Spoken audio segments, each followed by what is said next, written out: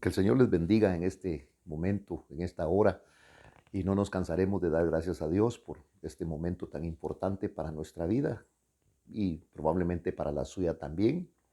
Les saludamos en el nombre de Cristo Jesús. Oraremos por aquellos que están pasando necesidades, estén pasando aflicciones, especialmente en esta época que nos hemos visto infestados por esta pandemia y que muchos de nuestros hermanos, familiares también, de ellos están siendo eh, rehabilitados en su salud en algunos centros asistenciales, pero creemos que Dios es el que puede hacer la obra maravillosa en la vida de estas personas, devolviéndoles su salud.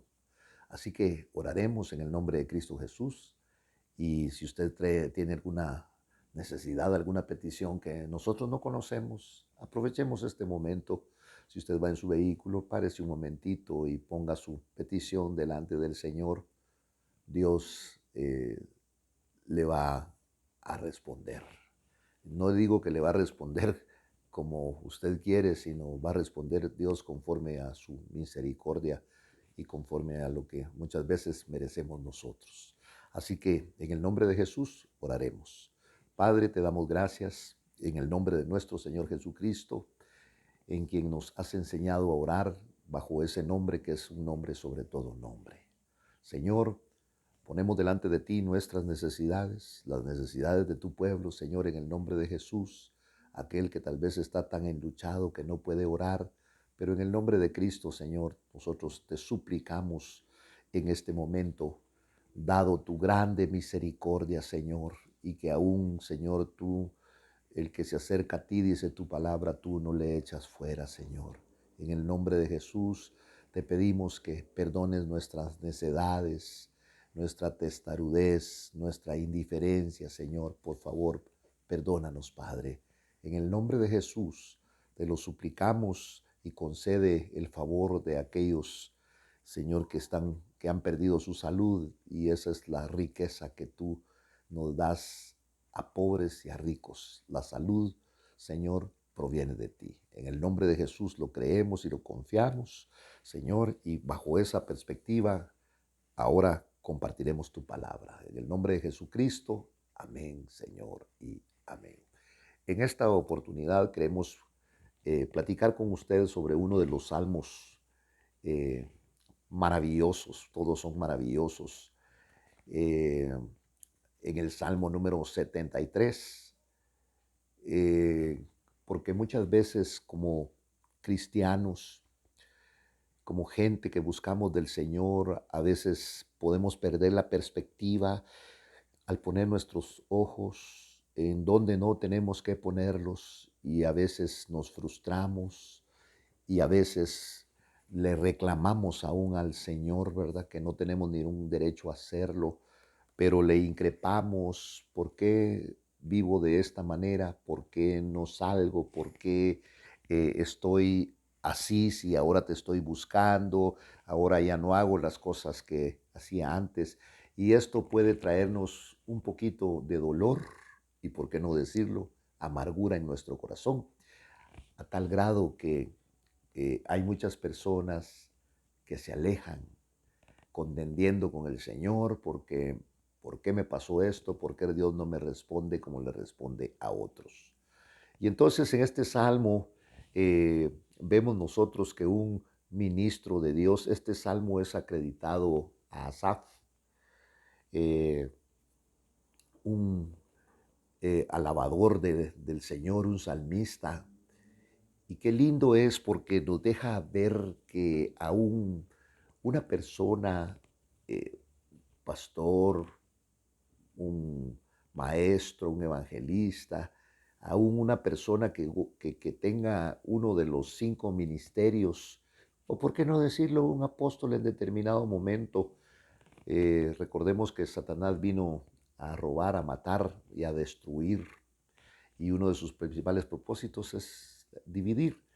Y entonces este salmista reconoce y dice aquí en la palabra, porque él va a abrir de el misterio de la providencia, porque este es un misterio, porque a través de este misterio Dios le abre los sentidos espirituales a los suyos, especialmente al ministro, les abre sus ojos. Y entonces el salmista empieza diciendo, ciertamente Dios es bueno para con Israel. No podemos nosotros negar las bondades y hasta la presente fecha, Israel tiene que reconocer las bondades de Dios.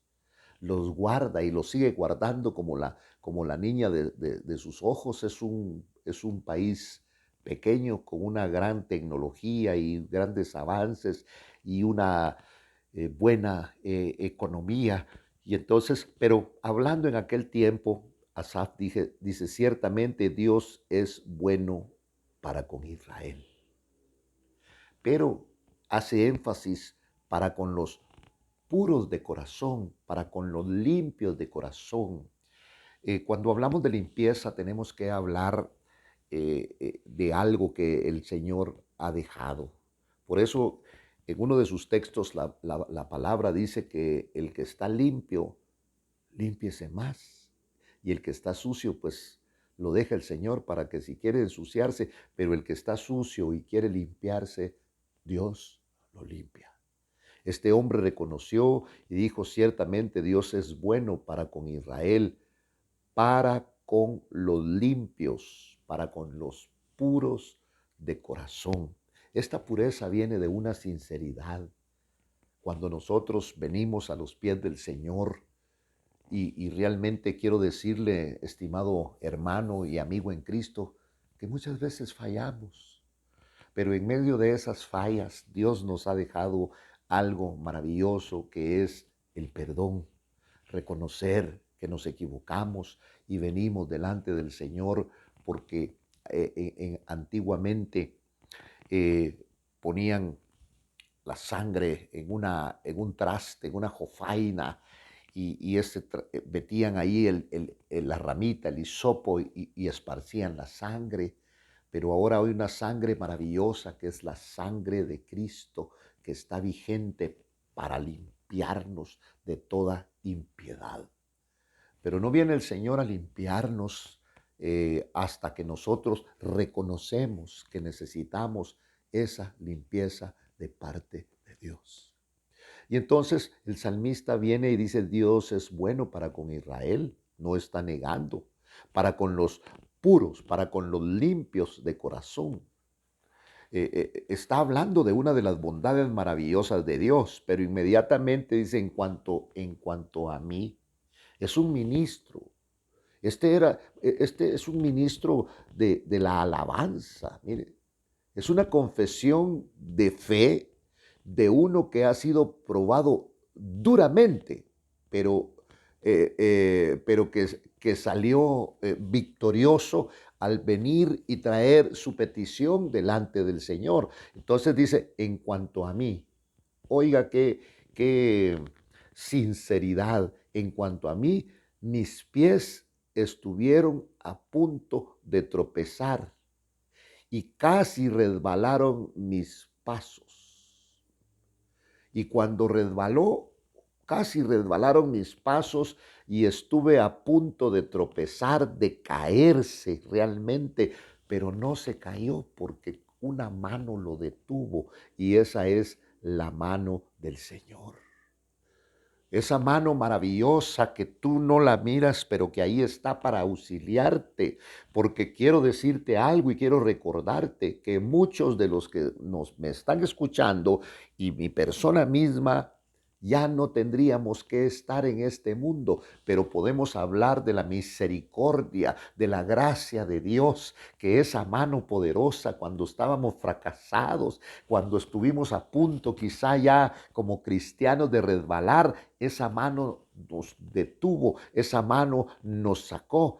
Y esa mano es la que nos ha fortalecido hasta hoy en día, porque no creo que no haya una persona en Cristo que no haya pasado por etapas ya estando en Cristo. Si nosotros vinimos y sufrimos por el desacato, por nuestra necedad, por nuestra torpeza, cuando caminábamos en nuestros delitos y pecados, eso nos trajo un sufrimiento en nuestra vida. Eso nos trajo realmente que se deshicieran muchas cosas, nuestro hogar, ser malos padres, ser malos esposos o malas esposas.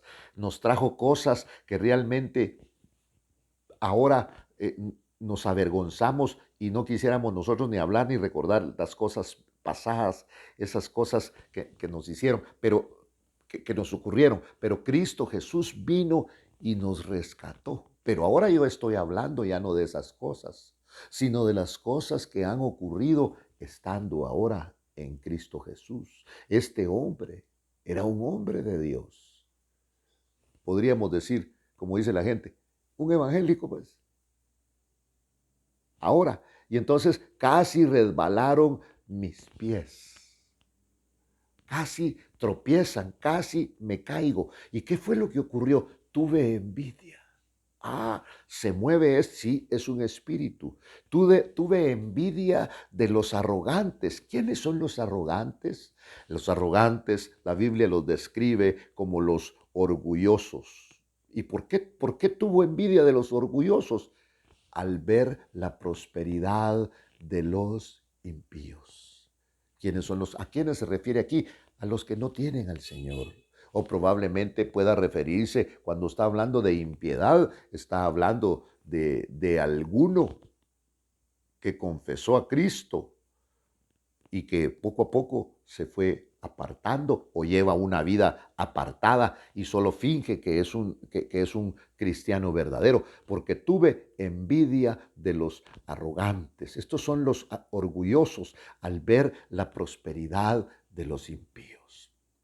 Y entonces cuando nosotros desviamos nuestra mirada del Señor y empezamos a ver realmente las cosas del mundo, cómo prosperan los que no tienen a Dios, a veces como que nuestra alma se lastimara y que nosotros quisiéramos realmente ser personas prosperadas. Por eso es que hoy en día usted va a escuchar un mensaje de la prosperidad.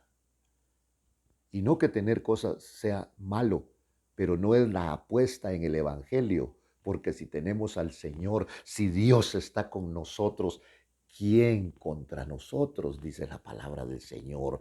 Pero este hombre empezó, este ministro, Asaf, un ministro de la alabanza, un salmista, empezó a desviar su mirada y no poner su mirada en Cristo Jesús, en el Dios de los cielos. Y entonces empezó a meterse un espíritu de envidia al ver a los orgullosos, al ver a los arrogantes, la prosperidad de los impíos. Por eso es que hoy la iglesia quiere competir con el mundo. Y la iglesia no tiene competencia. La iglesia de Cristo es única.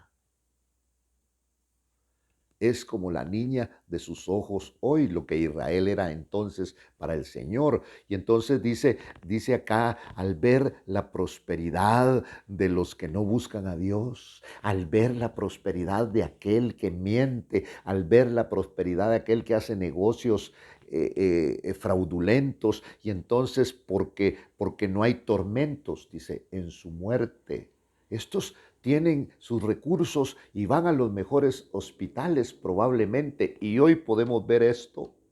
Hoy podemos ver que hay gente con recursos que va a los mejores hospitales y puede pagar a los mejores médicos del mundo, pero la vida no la dan ellos. La vida solamente la da el Señor. Y han habido gente que muy humilde, muy sencilla, que tiene que ir a parar a un hospital público donde no hay medicina, donde los doctores están cansados, donde realmente hay demasiada gente y no pueden ser atendidos, y más sin embargo Dios les preserva la vida. Pero todo esto, este hombre lo fue perdiendo. Cuando puso su mirada, cuando quitó su mirada del autor y consumador de la vida. Cuando nosotros quitamos nuestra mirada del Señor, empezamos realmente a pensar totalmente diferente. Por eso dice acá, tenemos que seguir caminando, tenemos que seguir corriendo, puestos los ojos en el autor y consumador de la fe, que se llama Cristo Jesús el Señor.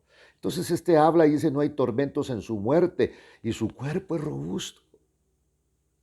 Mire, a veces tenemos libras de más y hay gente que se mantiene metida en el gimnasio y miramos aquellos físicos, porque hoy no es algo nuevo, que hay un nuevo culto, y ese culto es el culto al cuerpo, en donde hay gente que puede pasar horas en un gimnasio cultivando su cuerpo y tú no puedes hacerlo porque no tienes primero los recursos, tienes que trabajar y entonces estos llevando un tipo de alimentos, ahora ya no comen el alimento que nosotros, ahora comen un alimento que les han recetado ahí. Entonces dice, no sufren penalidades como los mortales, dice aquí, mire, como los mortales, ni son azotados como los demás hombres.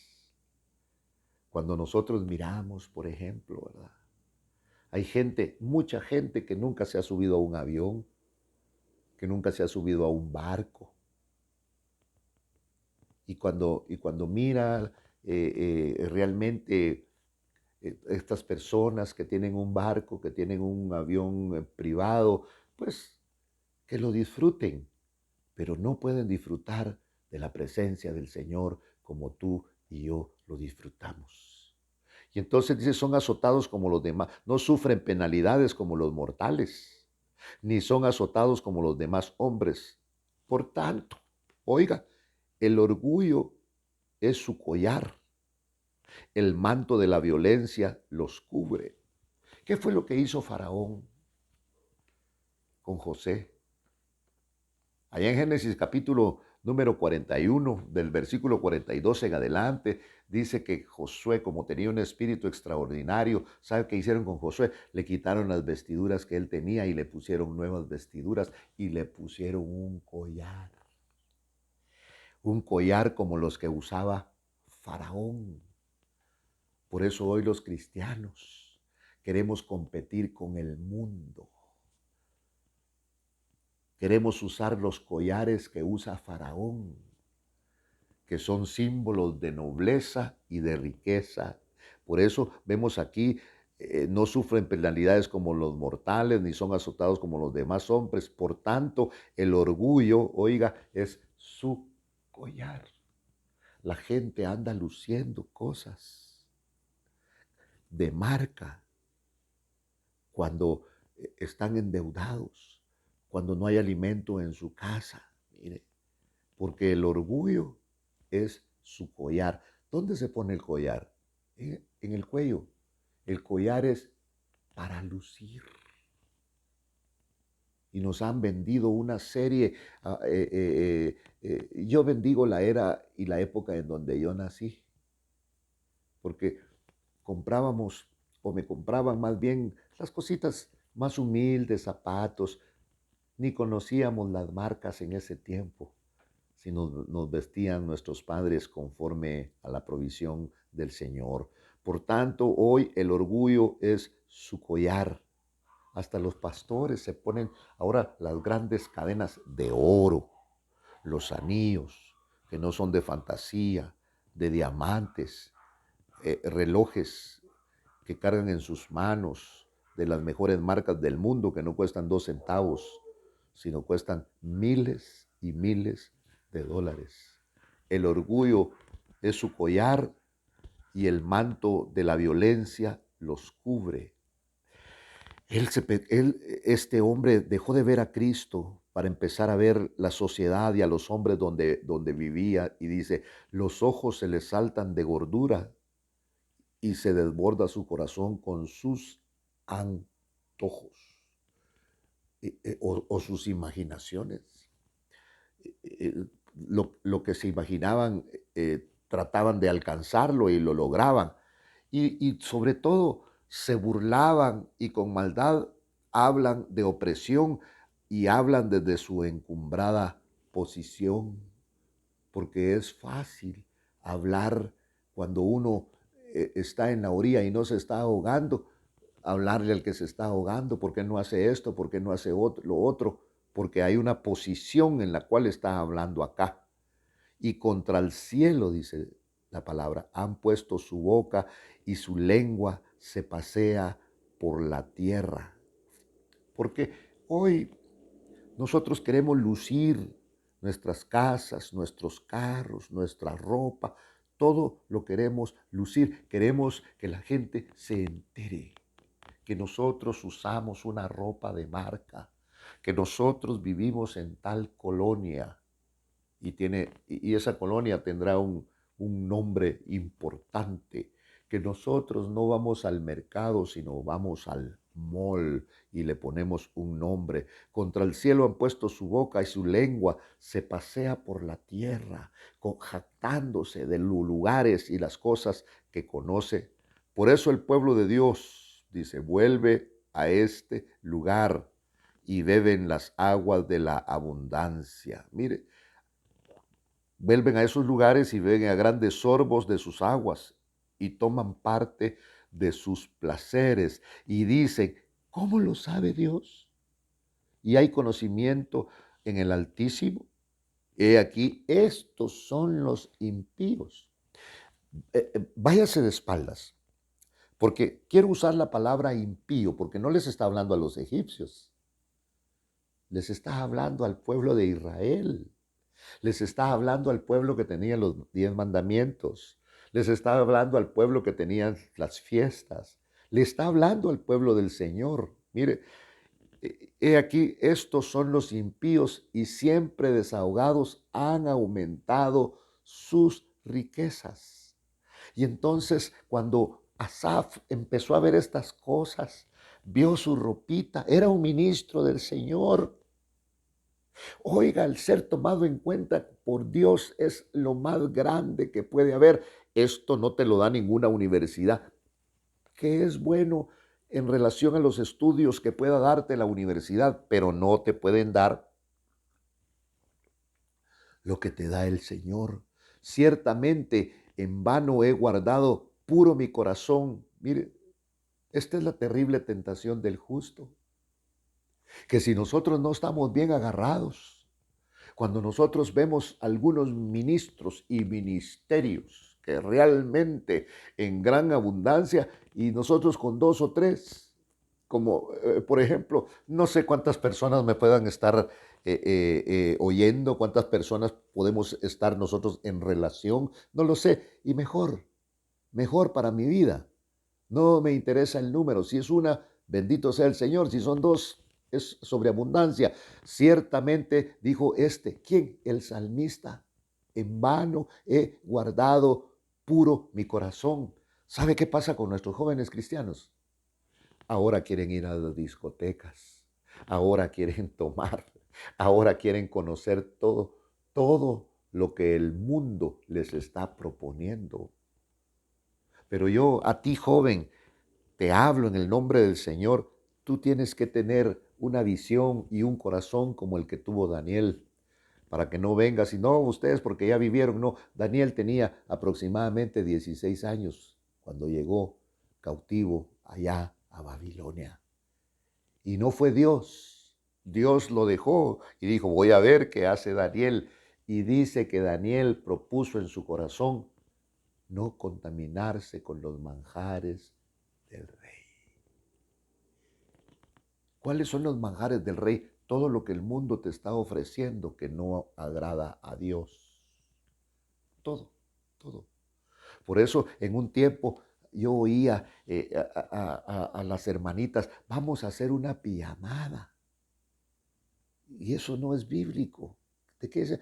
Las jovencitas cristianas hablando de estas cosas.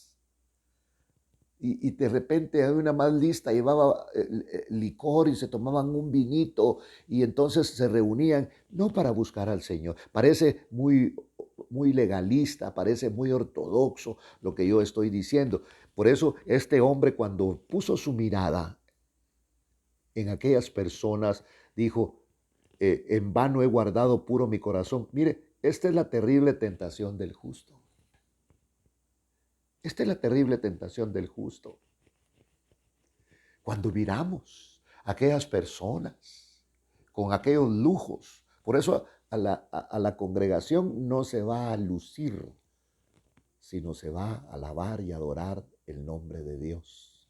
Y tal vez a lucir, pero no tu ropa, sino la nueva vida que tienes en Cristo.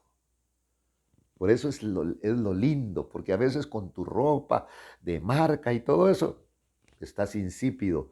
Y aquel que tal vez con sus zapatillos todos pelados, su ropita muy desgastada porque no tiene otra, tiene un gozo y tiene una alegría que esto solamente puede venir de la presencia del Señor. Y entonces ciertamente el salmista se amargó y se envenenó y dijo, he guardado en vano puro mi corazón y las manos que he lavado en mi inocencia, pues ¿de qué me sirve? Si he sido azotado todo el día y castigado cada mañana. Se empezó a quejar y esta queja no es solamente de ellos, sino que vean lo que está aquí. Permítame que le lea algo que está escrito en el libro de Malaquías. Deme un momentito. Eh, Ahorita se lo comparto yo a usted porque me interesa hablar con usted acerca de esto. En el libro precisamente de Malaquías, eh, habla aquí la palabra en el capítulo número 3 y versículo 14. Bueno, vamos a leer del 13, porque Dios a través del profeta le está diciendo a su pueblo, vuestras palabras han sido duras contra mí, dice el Señor. Entonces, y ustedes dicen, ¿qué hemos hablado contra ti? Ustedes dijeron, en vano es servir a Dios. ¿De qué sirve? ¿Qué provecho hay que guardemos sus ordenanzas, que andemos como mudos por el mundo y en que andemos de duelo delante del Señor de los ejércitos? ¿Qué nos sacamos? Por eso mucha gente ha dejado de servir al Señor. Por eso mucha gente ha dejado de congregarse. Por eso mucha gente ya no busca, ya no alaba el nombre del Señor. Hoy están dando lástima en la calle. Dijeron, en vano es servir a Dios. Mire, normalmente el servicio a Dios resultaba en una bendición, no como premio o pago por el esfuerzo, sino como un don gratuito de su gracia.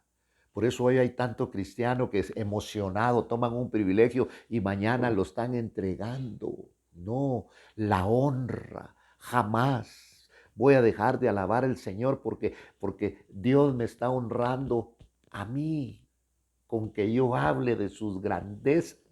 Y ese privilegio, perdone, no me lo dio usted. Este privilegio no me lo dieron los ancianos. Este privilegio no me lo dio ningún hombre. Este privilegio me lo dio el Dios del cielo. En vano es servir a Dios. Mire, ¿qué provecho hay que guardemos sus ordenanzas? ¿Qué me saco yo con ser una persona correcta? Bueno, usted glorifica y usted exalta el nombre del Señor más que uno que predica. Y entonces dice acá, dice, en que andemos de duelo delante del Señor de los ejércitos. Por eso ahora llamamos bienaventurados a los soberbios. No solo prosperan los que hacen mal, sino que también ponen a prueba a Dios y escapan impunes. Eso es lo que usted mira con esos ojitos que no pueden ver mucho más allá. Entonces, dice la palabra, siempre hay gente que ama al Señor. Los que amaban al Señor, los que reverenciaban al Señor, se hablaron unos a otros y Dios prestó atención y escuchó y dijo, escriban eso en un libro de las memorias para los que aman, para los que reverencian, para los que temen al Señor y para los que, oiga, estiman su nombre, mire, o reverencian su nombre. Ellos serán míos, dice el Señor de los ejércitos. El día en que yo prepare mi tesoro especial, los perdonaré como un hombre perdona al hijo que le sirve. Ya para ir casi concluyendo, dice el salmista, cuando mi corazón se llenó de amargura. Oh, ¿se llenan de amargura los corazones de los cristianos? Sí, déjeme decir. Este hombre cantaba amargado y entonces en mi interior sentía punzadas, sentía odio, sentía celos. Entonces era yo torpe, dice, sin entendimiento. ¿Sabe cómo era delante del Señor? Como una bestia que no entiende. Entonces Dios le dijo, sin embargo, yo siempre estoy contigo. Tú me has tomado de la mano derecha.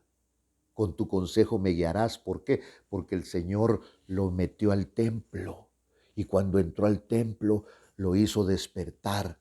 Y despertó como de un sueño y empezó a ver la realidad. Entonces este hombre, cuando vio toda aquella belleza y bendición de Dios, pudo decir, ¿a quién tengo yo allá en los cielos? Pregúntele a un inconverso, pregúntele a un impío, ¿a quién tiene en los cielos? No es el mismo Dios que nosotros tenemos. ¿A quién tengo yo allá en los cielos? Sino a ti. Y fuera de ti no deseo nada en la tierra. Ya tuviste un encuentro personal con el Señor. Ese encuentro que te embebe, ese encuentro personal que cambia tu vida. Alabado sea el nombre del Señor. Sigamos adelante porque hay una gran recompensa para todos aquellos que se afirman en el Señor. Que el Señor te bendiga grandemente y decimos amén y amén.